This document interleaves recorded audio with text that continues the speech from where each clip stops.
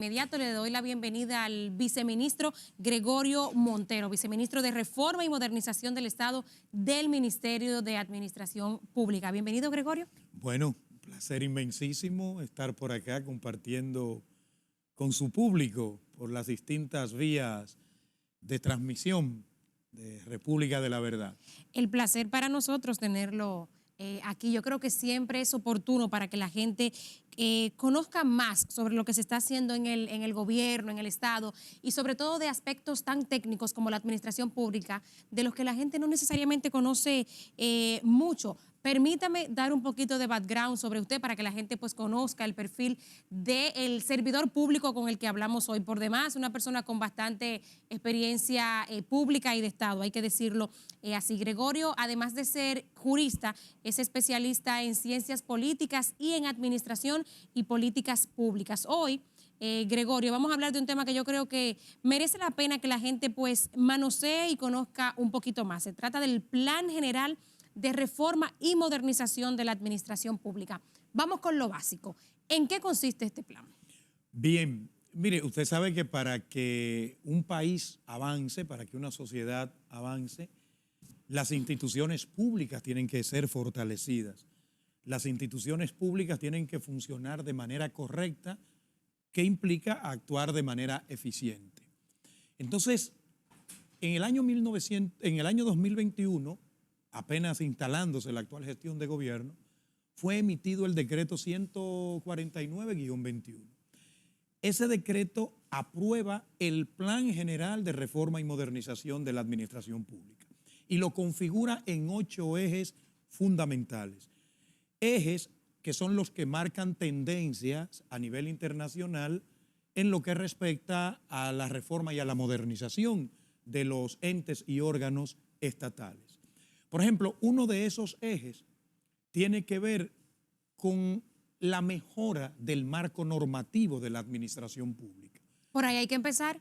Por ahí es que hay que empezar. A la gente, desde que se le habla de modernización, la gente se va más rápido y piensa directamente quizá en los servicios que dan las instituciones, sí. Piensa en ventanilla única, piensa en algunos procesos que se han Ahora, recortado. por ejemplo, el proyecto Burocracia Cero, muy Pero importante. irse a lo normativo, ¿no? A la base, digamos, importantísimo. Y eso es fundamental porque precisamente la Constitución Política nuestra, en su artículo 7, una de las cláusulas que establece para la configuración del Estado Dominicano es la cláusula de derecho. Entonces, esa cláusula de derecho implica derechos fundamentales y garantías, pero implica un ordenamiento jurídico acorde con la realidad actual. Ese eje nos ha llevado a nosotros a proponer una cantidad enorme de propuestas normativas, algunas a nivel de leyes, otras a nivel de decretos y o reglamentos.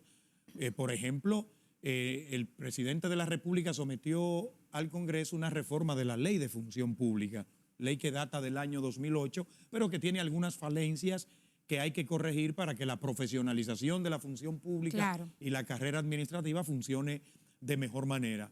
Otra ley que es sumamente importante y que el presidente de la República sometió también al Congreso es la nueva ley de lo contencioso administrativo. Fíjese que se habla mucho del Tribunal Superior Administrativo, pero ese tribunal funciona con una ley que es anacrónica del año 1947 y una reforma que hubo en el 2007, pero que fue solo en algunos aspectos. Y es el único recurso que tienen tanto los ciudadanos como los propios servidores públicos para dirimir, digamos, ¿verdad?, las situaciones que se dan que se presentan en el ámbito de la función pública, claro. Exactamente. Entonces, ese es un eje importantísimo. Hemos sometido 12 propuestas de ley. Vaya. Y algunas... Todas esas 12 propuestas de ley ya introducidas en el Congreso. No, las tiene 2 de ellas en el Congreso y unas 8 están en poder ahora mismo de la Consultoría Jurídica del Poder Ejecutivo haciendo las revisiones que corresponden. Una docena de propuestas a partir de este plan de reforma y modernización del Estado. Correcto, eso es correcto. Porque usted sabe, por ejemplo, nosotros no tenemos una ley general de servicios públicos. Vaya. Ahí la elaboramos. Así de básico. No tenemos una ley de participación ciudadana en la gestión pública. Ahí la elaboramos. No tenemos una ley de conflictos de intereses y usted y yo somos testigos de todas las cosas que ocurren a diario en la administración pública. Totalmente. Entonces hemos elaborado esa propuesta de conflictos de intereses en la administración pública que también reposa en el Poder Ejecutivo y así sucesivamente. Pero también, por ejemplo, el presidente de la República emitió el reglamento de ascenso y promoción en la carrera administrativa, que a pesar de que la ley es del año 2008, la ley de función pública, no teníamos ese reglamento. Teníamos los demás reglamentos, pero sin embargo ese, que es sumamente importante. O sea, 13 años después vino a hacerse ese reglamento, la ley de función pública. Eso es importante tomarlo en cuenta. Otro eje que estamos trabajando es el que nosotros le llamamos el eje de reestructuración de la administración pública para el fortalecimiento institucional. Deme un momentito, Gregorio, antes de irnos al resto de los ejes. ¿Algún otro más de estos proyectos de ley que merezca la pena que compartamos con la audiencia para que la gente sepa, aunque claro, todavía no se han depositado, pero que la gente sepa lo que ha parido este plan hasta el momento, ¿verdad? Lo que se está gestando. Mire, en la Constitución de la República habla de la responsabilidad civil en el Estado, es decir, responsabilidad de los entes, de los órganos y de los funcionarios públicos. Ese es un tema que también debe ser debidamente reglamentado. Algo importante para mencionar es que todo esto se discutió en el diálogo por la reforma y la modernización del Estado que convocó el señor presidente de la República en el marco del Consejo Económico y Social. Pero ya se había dado el decreto para la creación del plan claro que un año antes. Lo que se ha discutido es, digamos, las propuestas. El contenido del plan. Muy bien. ¿En cuál de las mesas? En la mesa de reforma y modernización de la administración pública. Claro. Así se llamó una de las mesas. Otras leyes, para seguir otra propuesta de ley, para seguir en la misma tesitura de las preguntas. Usted sabe que la Constitución mandó a una reestructuración de la administración pública, cosa que lamentablemente... La Constitución del 2010. Del 2010, cosa que lamentablemente no se ha hecho. Y en el año 2013 se aprobó la llamada, una ley muy importante, Ley Orgánica de la Administración Pública, que es la que establece las normas, los principios para poder concretar el artículo 138 de la Constitución, que habla de los principios de organización y funcionamiento de la administración pública. Y mire, esa ley orgánica del 2013 mandó a una ley de ministerios.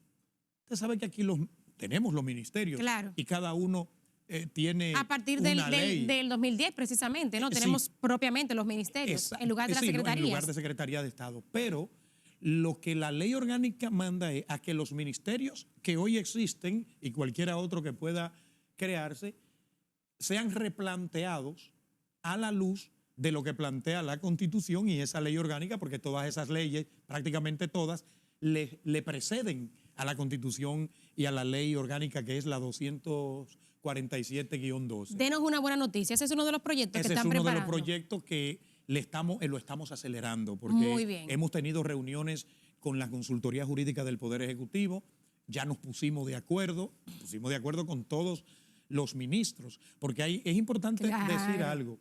Usted sabe que antes del 2010, antes del 2013, vamos a decir, usted podía tener en una Secretaría de Estado hasta 30 subsecretarios de Estado. Sí, señor. Usted lo sabe. Bueno, pues la ley orgánica... Esa era la forma de cumplir con muchos compromisos, sí. ¿no? La ley orgánica lo limitó a 6 y se ha logrado. Ningún ministerio tiene más de 6 viceministros. Ahora, esta ley, ¿qué es lo que manda, qué es lo que está procurando la ley de ministerios? Que cada viceministerio que exista tenga una función sustantiva a su cargo. Déjeme decirle algo, Gregorio, lo conozco yo y usted lo conoce seguro muchísimo mejor que yo. Hay muchos viceministros que están por ahí solamente para ir a representar a los ministros o que están sin funciones por algunas diatribas con sus incumbentes y con los titulares de las instituciones, ahora que no tienen funciones específicas en algunos casos. Ahora van a estar en la ley y ya ese trabajo está hecho. Por ahí hay viceministros, señores, rogando que le pongan alguna función. Sí, es verdad, porque son lo que nosotros denominábamos antes subsecretaría de Estado inorgánicas, que se transfirieron a algunos viceministerios que tienen funciones transversales, que la ley como dice los administrativos, que no deben tener. por ejemplo, que la ley no lo permite.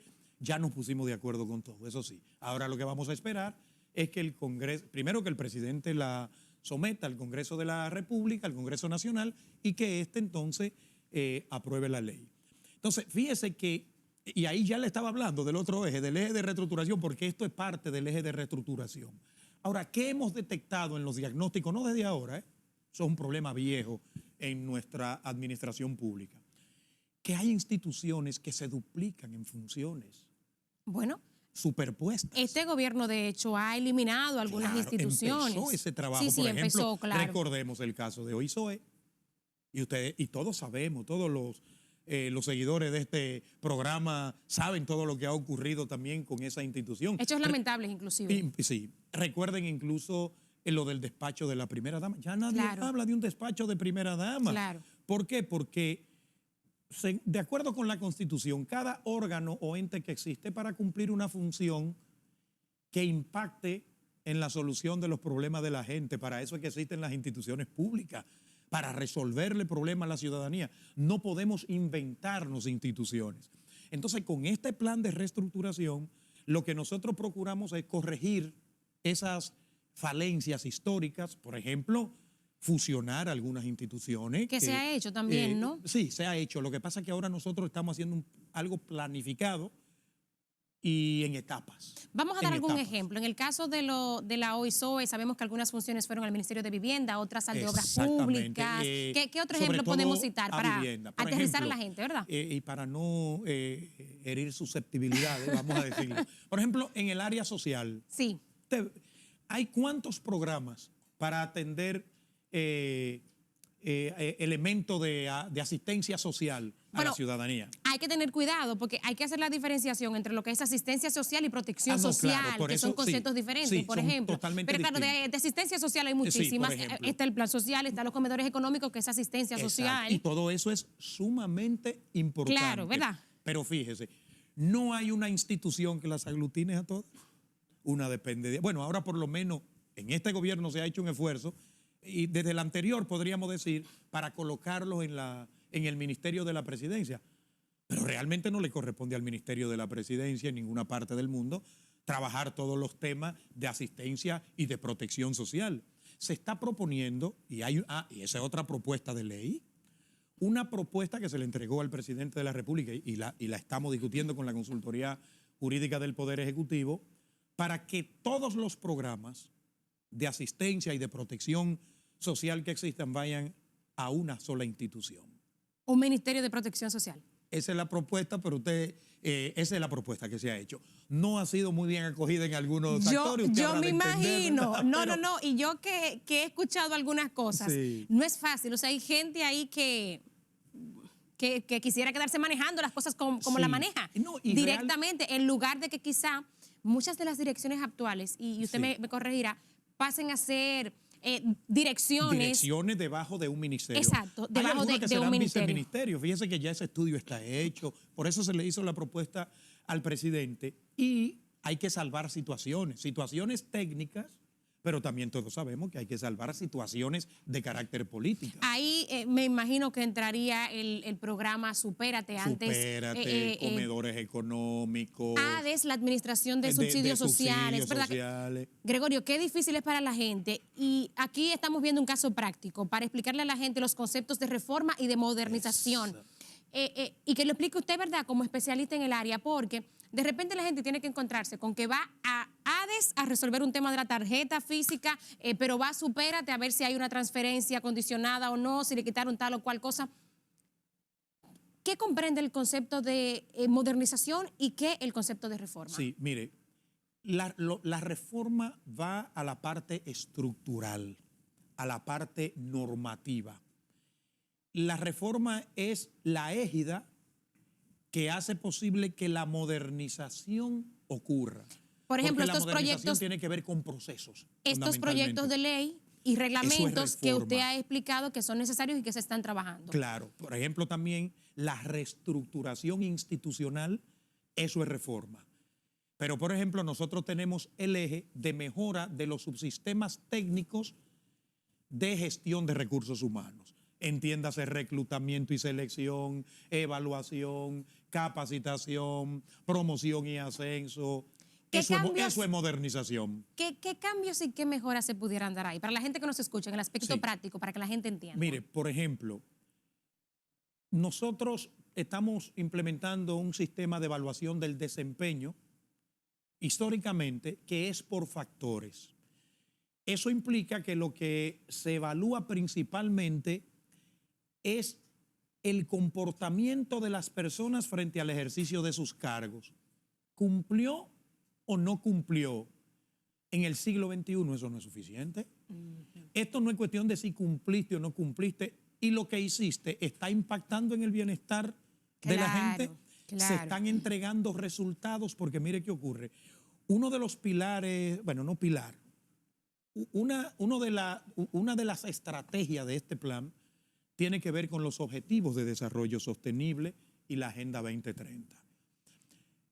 El desafío de las administraciones públicas en el siglo XXI es el desarrollo humano integral, es el desarrollo sostenible de las personas.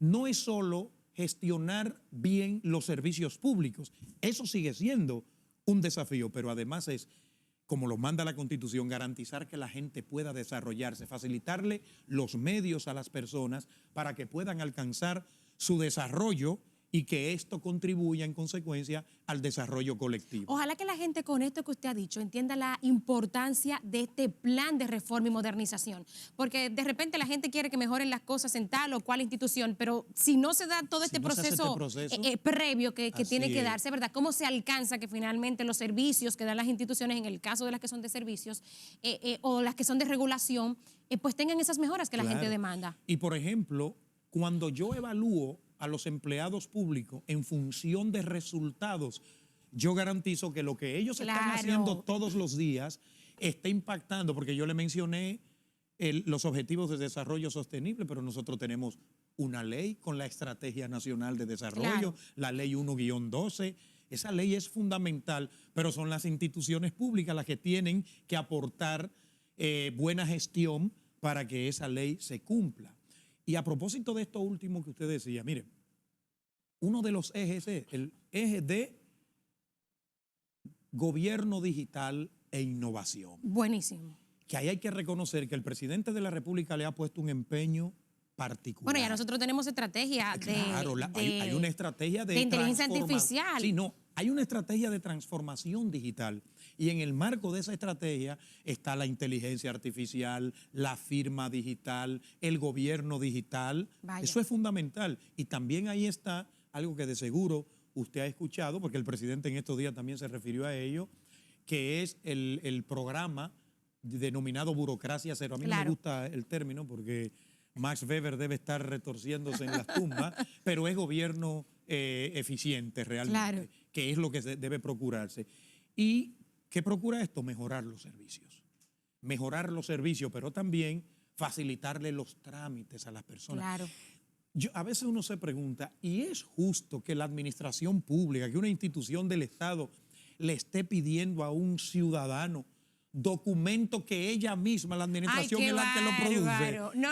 O sea, en el siglo me pasa XXI, a mí, permítame poner un ejemplo, que yo voy a una oficialía aquí en el Distrito Nacional, hacer un proceso X y me piden un acta de nacimiento, o sea, un documento que lo produce la propia oficialía. Que ellos son los que lo piden. Pero voy a una ventanilla dentro del propio recinto que es para cedulación y en cedulación me piden un documento que del otro lado es que lo expiden, o sea, qué locura. Eso no es gobierno Una persona digital. se va a casar y tú tienes que llevar a la oficialía un acta de nacimiento, pero eso es un ejemplo. Sí. Gregorio, mire, lamentablemente hemos llegado al final de la entrevista.